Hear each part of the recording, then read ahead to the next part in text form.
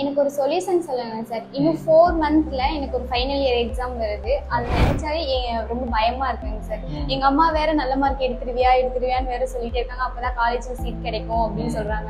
அந்த எக்ஸாம் நினைச்சாலே எனக்கு ஹார்ட் பீட்லாம் ரொம்ப படபடன்னு இருக்குங்க சார். இதை எப்படி டீல் பண்றது? அதாவது எக்ஸாம் ஃபியரை எப்படி டீல் பண்றதுன்னு தெரியும்.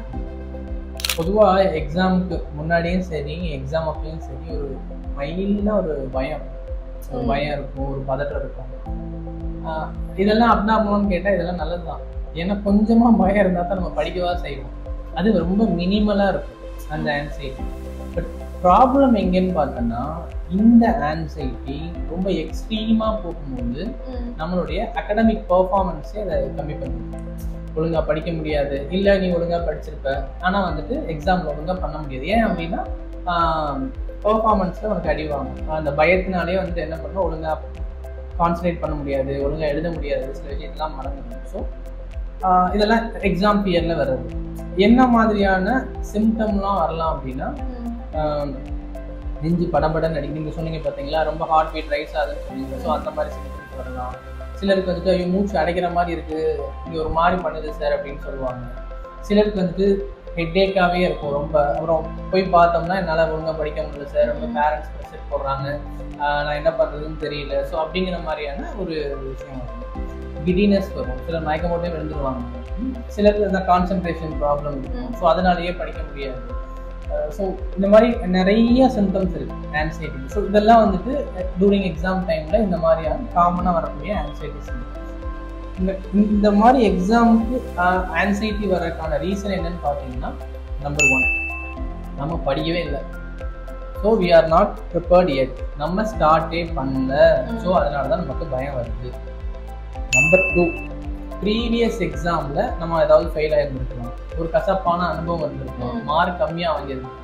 ஐயோ இந்த டைமும் அதே மாதிரி வந்துச்சுன்னா என்ன பண்ணுறது அப்படிங்கிற ஒரு பயத்தினால இந்த மாதிரியான ஆன்சைட்டிஸ் வரலாம். 3ஆவதா என்ன காரணம் அப்படின்னு பார்த்தீங்கன்னா, நல்ல மார்க் வாங்கணும், ஃபுல்லாக மார்க் வாங்கணும், நான் கம்மியாக வாங்கிடக்கூடாது ஐயோ அப்படின்னு சொல்லிட்டு நல்லா படிக்கிற ஸ்டூடெண்ட்ஸு கூட இந்த மாதிரியான ஒரு ஆன்சைட்டி வரலாம். 4ஆவதா என்ன காரணம் இருக்கலாம்னா எக்ஸ்டர்னல் ப்ரெஷர். சொசைட்டிகிட்ட இருந்தும் பேரண்ட்ஸ்ல இருந்தும் நீ மார்க் வாங்கியே ஆகணும், இவ்வளோ மார்க் வாங்கினீங்கன்னா இந்த காலேஜில் படிக்கலாம். ஸோ அப்படிங்கிற ஒரு ப்ரெஷர் இருக்கும் போது உங்களுக்கு அதை ஹேண்டில் பண்ண முடியாமல் ஒரு பயம் பதட்டம் வந்துகிட்டே இருக்கும்.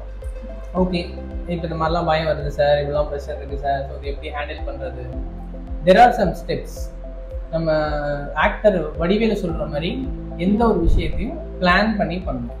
பிளானிங் தான் ரொம்ப இம்பார்ட்டன்ட். பிளானிங் என்ன பண்ண போகிறீங்க?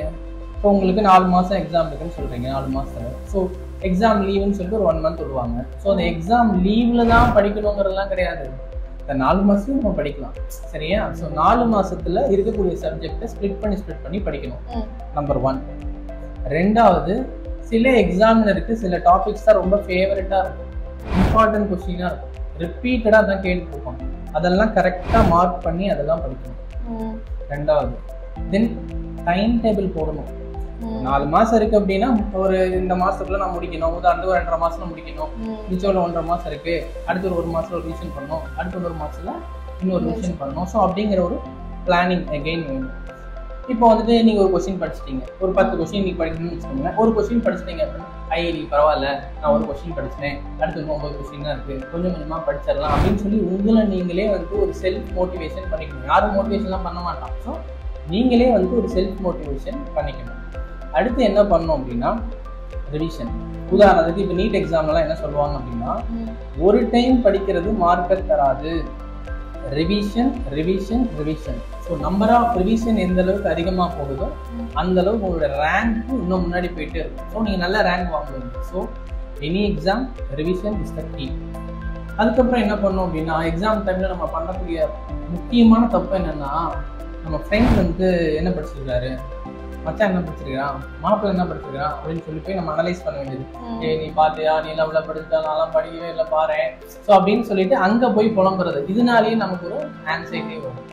தென் எக்ஸாம் டைமில் ப்ராப்பராக தூங்கணும். கடைசி நேரத்தில் உட்காந்துட்டு படிக்கிறேன் தூக்கத்தை போடுறது. ஸோ ஒரு அடிக்கேட்டாக ஒரு 7 to 8 hours கரெக்டாக தூங்கணும். இந்த ஜங்க் ஃபுட்ஸ்லாம் அவாய்ட் பண்ணிட்டு கரெக்டாக ஒரு ஹோம் ஃபுட்டை சாப்பிடணும். தென் ரிலாக்ஸேஷனுக்கு சில டெக்னிக்கை பயன்படுத்தலாம்.